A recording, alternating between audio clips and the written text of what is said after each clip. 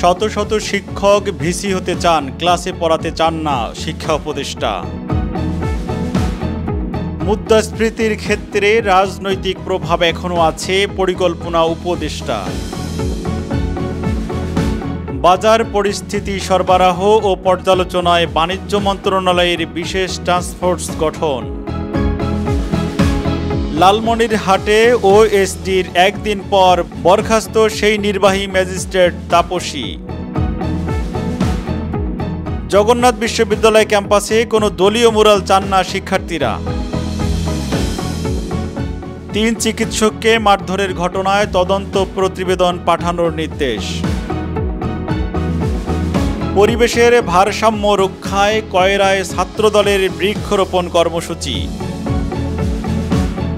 চিকিৎসা শাস্ত্রে চলতি বছর নোবেল জিতেছেন ভিক্টর অ্যামব্রোস ও গেরি রাবকুন।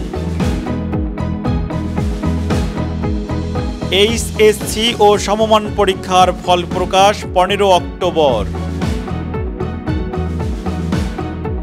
ছেলের স্মৃতি আমাকে প্রতিদিন কাঁদায়, আবরারের মা।